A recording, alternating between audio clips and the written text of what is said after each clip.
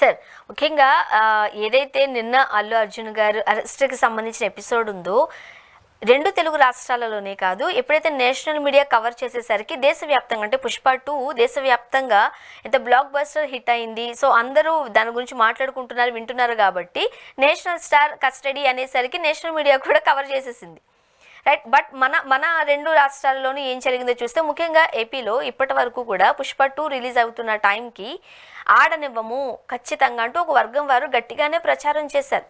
But నిన్న arrest తర్వాత చిరంజీవి గారు షూటింగ్లో ఉంటే హుటాహుటిన షూటింగ్ అంతా క్యాన్సిల్ చేసేసుకుని భార్య సురేఖ గారితో వచ్చి అల్లు అర్జున్ గారు ఇంటికి వెళ్ళిన దృశ్యాలు మనం మీడియాలో చూసాం. మరోపక్క ఒక ప్రభుత్వ కార్యకలాపంలో ఉన్న పవన్ కళ్యాణ్ గారు కూడా హుటాహుటిన హైదరాబాద్ బయలుదేరుతున్నారంటూ కూడా ఒక వార్తను మనం చూసాం, రైట్. ఫస్ట్ ఆఫ్ ఆల్, ఇది చూసిన తర్వాత వీళ్ళిద్దరి గొడవకి ఒక ఎండ్ కార్డ్ పడినట్లేనా, లేకపోతే నిజంగానే వీళ్ళ ప్రమేయం ఇబ్బందికరంగానే వీళ్ళకి అనిపించిందా, బాధపడ్డారా రిలేటివ్స్ కాబట్టి, ఎలా చూడాలంటారు? అంటే ఒకటి, చిరంజీవి గారు మెగా కుటుంబం, అల్లు కుటుంబం 2 వేరుగా ఉంటాయి. మెగాస్టార్ చిరంజీవి కూడా పవన్ కళ్యాణ్ కూడా దూరం అయ్యారు. అంటే దూరం అంటే మానసికంగా కాదు, ఎవరి రాజకీయాలు, ఆయన రాజకీయం అయింది, ఈయన రాజకీయం అయింది, ఎవరి వ్యవహారాలు వాళ్ళది, విడిపోయారు కుటుంబాలుగా. కానీ మెగా కుటుంబానికి పెద్దగా చిరంజీవి గారు ఉంటారు. పవన్ కళ్యాణ్ గారు ఇప్పుడు రాజకీయాల్లో డిప్యూటీ సీఎంగా ఉన్నాడు కాబట్టి ఆయన యొక్క పాత్ర కీలకంగా ఉంటుంది.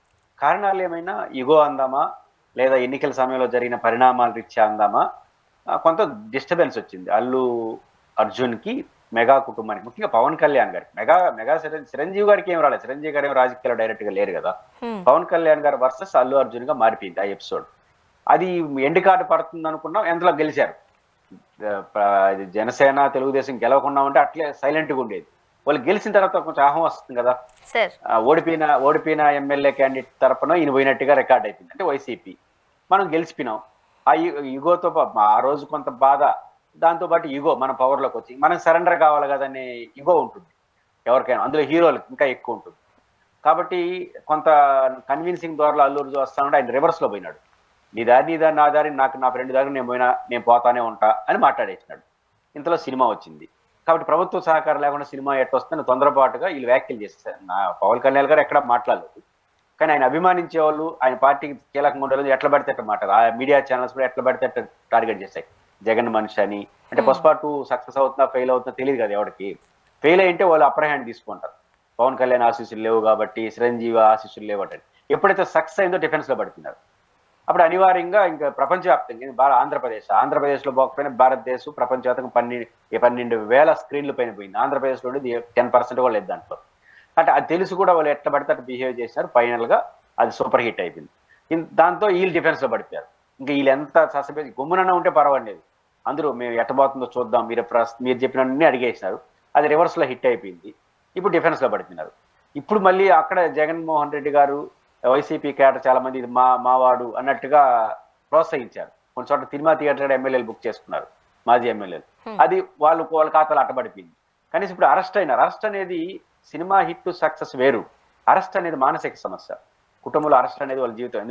రాజకీయ నాయకుడు అయితే అరెస్ట్ అవుతాడో వస్తూ ఉంటాడు, పెళ్లి పోయినట్టు వస్తూ ఉంటారు. కానీ సినిమా వాళ్ళు కదా, హర్ట్ అయిపోతారు. కాబట్టి అనివార్యంగా సూపర్ హిట్ అయిన జూబ్లిట్ మోడ్ సక్సెస్ ఆయన అరెస్ట్ చేయడం, అందులో ఆ ఇష్యూ లేని దాన్ని అన్యాయంగా అరెస్ట్ కావడం, దాంతో ఈ టైంలో పోకపోతే మానసికంగా చాలా ఇబ్బంది. కానీ చిరంజీవి గారు దాన్ని దృష్టిలో పెట్టుకొని ఆయన అభిమానంతో కావచ్చు, పరిస్థితుల ప్రభావం వల్ల కావచ్చు ఆయన వెళ్ళొచ్చాడు. ఆడ గ్యాప్ తీరింది. కానీ పవన్ కళ్యాణ్ గారు వెళ్ళలేదు, అలాగని ఏమీ అనలేదు, ఖండించినట్టు కూడా మనకి ఎక్కడా లేదు. ఇప్పుడు జగన్మోహన్ రెడ్డి గారు డైరెక్ట్ ఖండించాడు కదా, వీళ్ళు ఎందుకు ఖండించలేదు? ఇప్పుడు చాలా చిన్న విషయాల్లో కూడా చంద్రబాబు గారు బర్త్డే గ్రీటింగ్స్, మీరు పరిచయం ఉన్నా కూడా గ్రీటింగ్ చెప్తారు. ఆయన గొప్పతనం, చంద్రబాబు నాయుడు గారు గొప్పతనం అనేది జర్నలిస్టులు, ఆయన పరిచయం వాళ్ళు ఎవరైనా బర్త్డే ఆయన డైరెక్ట్ గా శుభాకాంక్ష చెప్తాడు, మంచి లక్షణం. అంత వ్యక్తి ఇంత జరిగిన తర్వాత మంచో చెడ్డో స్పందించలేదు కదా. నేను చూసాను ఇప్పుడు ఎక్స్ లో, ఆయన ఎక్స్ లో ఎక్కడ, పర్సనల్ ఎక్స్ లో ఎక్కడ స్పందించలేదు. వాడు ఇంకోవైపు జగన్మోహన్ రెడ్డి గారు సీరియస్ గా ఖండించినాడు. సో జగన్మోహన్ రెడ్డి గారు స్పందించిన వెంటనే ఇప్పుడు అర్థమైపోయింది కదా, అల్లు అర్జున్ వైసీపీ మనిషే అంటూ కూడా కొన్ని ట్రోల్స్ చూసాం మనం. అంటే వైసీపీ మనిషి అనే ధైర్యం ఇప్పుడు చేయలేకపోతున్నారు. ఆ ధైర్యం ఎవరు చేయలే. ఏం చేసినారంటే కొంతమంది అత్యుత్సాహపర అభిమానులు చిరంజీవి గారు పోతున్న ఫోటోని షేర్ చేసి, ఇప్పుడైనా అర్థం చేసుకో అల్లు అర్జున్, నీ భార్య ఫ్రెండో, నీ భార్య ఫ్రెండ్కు భర్తతో రాడు, నీ తోటబుట్టువే వస్తాడు, నీ రక్త సంబంధాలు వస్తారు, ఇప్పటికైనా నీ నిజమైన అట్ట ట్రోల్ చేసుకో. అది పేల్ల, అంటే ఉద్దేశం అంటే శిల్పా రవీంద్ర ఉన్నాడు కదా, ఆయన భార్యకి ఈయన భార్య ఫ్రెండ్, అంటే ఆయన కోసం పోయినాడు కదా. అప్పుడు వాళ్ళు రారు, వీళ్ళు వస్తారు చూడు అని చెప్పినారు. కానీ ఆల్రెడీ ఒక పక్క సినిమా హిట్ లో వైసీపీ వాళ్ళు ఇన్వాల్వ్ అయిపోయినారు. స్వయంగా జగన్మోహన్ రెడ్డి గారికి అత్యంత ప్రీతిప్రాప్తమైన లాయర్ నిరంజన్ రెడ్డి, ఆయన ఎఫెక్టివ్ గా వాదించి బెయిల్ ఇచ్చారు. అందులో కూడా కింద కోర్టు 14 రోజులు రిమాండ్ ఇచ్చిన సాయంత్రానికి బెయిల్ ఇచ్చినారు. అంటే బెయిల్ గ్రౌండ్ ఉంది, ఆయన ఏదో ఆయన అనుకుంటే అయిపోతుందని కాదు, కానీ లాయర్ కృషి కూడా ఉంటుంది కదా. ఎఫెక్టివ్ గా వాదించాలి, జడ్జిని కన్విన్స్ చేయాలి, ఆధారాలు చూపించాలి, ఇవన్నీ ఉండాలి. అవన్నీ కాబట్టి నిరంజన్ రెడ్డి ఒక హీరో అయిపోయినాడు. నిరంజన్ రెడ్డి ఎవరు? జగన్మోహన్ రెడ్డి గారు అత్యంత ప్రీతిపాదించ, ఆయన పార్టీ రాజ్యసభ సభ్యుడు, ఆయన ఎంపీ. ఏడున్నాడు చిరంజీవి గారిలో జనసేన ఎప్పుడు ఉండాలి. ఇప్పుడు జనసేన ముఖ్యమంత్రి ఒక కాళ్ళు రేవంత్ రెడ్డి గారికి చేస్తుండొచ్చు కదా, ఇది చిన్న విషయం జాగ్రత్తగా చూడండి అనే కాల్ ఎందుకు చేయలేదు? చంద్రబాబు నాయుడు గారు ఎందుకు కాల్ చేయలేదు? వాళ్ళు అరెస్ట్ చేయించి ఉండకపోయిండొచ్చు, కాల్ అనే చేస్తుండొచ్చు. మనకి ఎక్కడ పవన్ కళ్యాణ్ గారు చిరంజీవి అల్లు అర్జున్ భార్యతో మాట్లాడినట్టు కానీ, లేదా ఇంకొకరితో మాట్లాడినట్టు మనకి ఎక్కడ, అల్లు అరవింద్తో మాట్లాడినట్టు మనకి ఎక్కడ తెలియదు. కాబట్టి ఇంకా గ్యాప్ ఉంది, అది పెరిగిపోయింది. ఎప్పుడైతే జగన్మోహన్ రెడ్డి గారు ఎక్స్ లో స్పందించాడో, నేను చూస్తే మిలియన్స్ లో వ్యూస్ ఉన్నాయి దానికి. జగన్మోహన్ రెడ్డి గారు బ్లాక్ బస్టర్ ట్విట్ అది ఇప్పటివరకు ఆయన చేసి అంతమంది మాకు ఇప్పుడు ఈ టైంలో జగన్ మాతో ఉన్నాడు అని వెళ్ళిపోయింది మెసేజ్ అది. కాబట్టి ఖచ్చితంగా ఆ ధోరణి చూడండి. ఈరోజు అందరూ ఆయన పలకరించారు. నేను భయపడ్డాను, మనం పోతే ఆడ ప్రభుత్వం మన మీద కర్ణాటక చేస్తున్నాను. ఈ రోజు అందరూ క్యూ లైన్ కట్టారు. ఇంకా ప్రజల్లో అది ఎమోషన్ వచ్చేసింది, అన్యాయంగా పాపం ఒక హీరోని అరెస్ట్ చేశారు. మీరు అన్నట్టు ఇంతకు ముందు మీరు అన్నట్టు ఇప్పుడు ఏదైనా ఇలా జరగబోతుంది అని తెలిసినప్పుడు ఒక ఫోన్ కాల్ చేసి ఇది కాస్త సెన్సిటివ్ విషయం కదా చూడండి అని కూడా అనలేదు అని అంటే మౌనంగా ఉన్నారని అర్థం. సో మన తెలుగు సామెత కూడా ఒకటి ఉంటుంది అంటున్నారు, మౌనం అర్ధాంగీకారం అని. సో దాన్ని కూడా చాలా మంది నెటిజన్లు ఇక్కడ అప్లై చేస్తున్నారు. వీళ్ళు ఇండైరెక్ట్ గా మౌనం వహించారు అని అంటే ఓకే అన్నట్టుగానే అని చూడొచ్చా నెటిజన్స్ తో? ఏమవుతుందంటే వాళ్ళు చేయించారనే తప్పు. చంద్రబాబు నాయుడు గారు అంటే రేవంత్ రెడ్డి గారికి ఇష్టం కాబట్టి అందరూ బాగుంటారు, ఆయన చేయించారని వైసీపీలో అక్కడక్కడ మాట్లాడుతున్నారు. కానీ నేనైతే దాన్ని నమ్మను. అవసరం కూడా చంద్రబాబు నాయుడు గారికి ఏమీ లేదు. కానీ గ్యాప్ వచ్చేసింది. ఇప్పుడు మీకు నాకు ఒక గ్యాప్ వచ్చిన తర్వాత తెలివైన నేను తొందరపడి మిమ్మల్ని పలకరించేస్తే గ్యాప్ పోతుంది. ఆమె పలకరిస్తున్నాను నేను, నువ్వు పలకరిస్తానని నేను, ఇట్లా కూర్చున్నాను అనుకో, మధ్యలో ఇంకొకటి వచ్చేస్తాడు. దాంతో ఇప్పుడు అదే జగన్ అనే వ్యక్తి ఎంటర్ అయిపోయిన తర్వాత మీ గ్యాప్ అట్లే కొనసాగుతాం. లాయర్గా నిరంజన్ రెడ్డి గారు, వాళ్ళ పార్టీ లాయరు, ఆయన ప్రొఫెషనల్గా లాయరే కావచ్చు, కానీ జగన్ లాయర్ కదా పర్సనల్గా. ఈ రీత్యా చూసుకున్నప్పుడు జగన్ ముందుకు వెళ్ళి కూర్చున్నాడు. జగన్ మామూలుగా స్పందించే వాటిలో వెంటనే స్పందించినాడు. దానికి ముందే రాంబాబు గారు ప్రెస్ మీట్ పెట్టి పుస్తకాల్లో అన్ని మాట్లాడేసినాడు, రాజకీయాలన్నీ. కాబట్టి ఖచ్చితంగా వచ్చిన అవకాశాన్ని వైసీపీ వదులుకోదు కదా. కాబట్టి చంద్రబాబు గారు స్పందించకపోవడం అనేది సమస్య వస్తుంది. అండ్ ఇప్పుడే ఏదైతే 105, 118A సెక్షన్స్ ఉన్నాయో ఈ సెక్షన్స్ గురించి మాట్లాడుకుంటున్నారు. ఇంతకుముందు మనం ఒక అడ్వకేట్తో మాట్లాడినప్పుడు హైకోర్టులో లాయర్గా వర్క్ చేస్తున్నారు అండ్ రిటైర్డ్ ఎస్పీగా కూడా వర్క్ చేశారు సార్. సో మాట్లాడేటప్పుడు అల్లు అర్జున్ గారికి సంబంధించి ఈ కేసు ముఖ్యంగా 118A అనేది ఒక హాస్యాస్పదంగా అభివర్ణించారు. ఎలా చూడాలి మరి ఈ సెక్షన్స్ని, మీరేమంటారు? ఇప్పుడు నిన్నగాడు చెప్పాను, 7 జైల్లో పెట్టాలి అంటే మిమ్మల్ని ఫస్ట్ సెక్షన్స్ బలంగా పెట్టాలి. బలంగా అంటే 105, 109 కాదు, 7 సంవత్సరాల పైబడి శిక్ష పడే సెక్షన్స్ పెడితే బెయిల్ రాదు. NBW కింద లోపలేస్తారు. దాని కింద పెడితే బెయిల్ వచ్చేస్తుంది. నేరమైన 5 ఏళ్ళు పడే శిక్ష పడినప్పుడు నేరమైనా కూడా పడితే మళ్ళీ 5 ఏళ్ళు ఉంటావు లోపల, కానీ బెయిల్ వస్తుంది. విచారణ టైంలో లోపల అరెస్ట్ చేయాలి. ఇప్పుడు చాలా చోట్ల అటెంప్ట్ మర్డర్ కేసు ఎందుకు పెడతారు? ఇప్పుడు మేము కూడా చాలా సందర్భాల్లో ప్రభుత్వానికి వ్యతిరేకంగా ధర్నా చేసి అటెంప్ట్ మర్డర్ అంటారు. అసలు ధర్నాకి అటెంప్ట్ మర్డర్ అంటే అది 7 ఏళ్ళ పైన శిక్ష కాబట్టి లోపల 2 రోజులు పెట్టాలంటే ఈ సెక్షన్లు పెడతారు. తర్వాత శిక్ష పడుతుందా లేదా తర్వాత విషయం. అందుకని బేసిక్గా ఈ సెక్షన్లు పెడుతుంటారు. రెండోది, ఇక్కడ అల్లు అరవింద్ గారు పెట్టిన కేసు కరెక్ట్ కాదని ఎందుకంటాం అంటే, అల్లు అర్జున్ ఎవరు? అల్లు అర్జున్ అనే వ్యక్తి ఆ సినిమాల్లో హీరో. ఆ సినిమా థియేటర్ యాజమాన్యం ప్రీమియర్ షోకి ఆయన టికెట్లు ఇచ్చింది, రమ్మనింది, ఆయన వెళ్ళాడు. ఇందులో ఆయన ఏం చేస్తాడు? ఆయనకి ఏం సంబంధం? ఒకటి ఆ సినిమా థియేటర్ యాజమాన్యం పోలీసులకి ఇన్ఫర్మేషన్ ఇచ్చి రక్షణ కావాల్సిన ఏర్పాటు అడుగుండాలి. కొన్ని సందర్భాలు మీరు గమనంలో పెట్టుకోవాలంటే రక్షణ ఏర్పాట్లు ఇట్లాంటి ప్రైవేట్ ఫంక్షన్ చేస్తే డబ్బులు కూడా వాళ్ళేయాలి. ఎవరు? గవర్నమెంట్ కాదు. ఒక రాజకీయ నాయకుడు వస్తే రక్షణ కల్పించడం వేరు. ఒక ప్రైవేట్ ఫంక్షన్ జరిగితే దానికి పర్మిషన్ అడిగి పర్మిషన్ తీసుకుంటే పోలీసులు దానికి డబ్బులు కూడా కట్టొచ్చు, చలానా వసూలు చేయొచ్చు.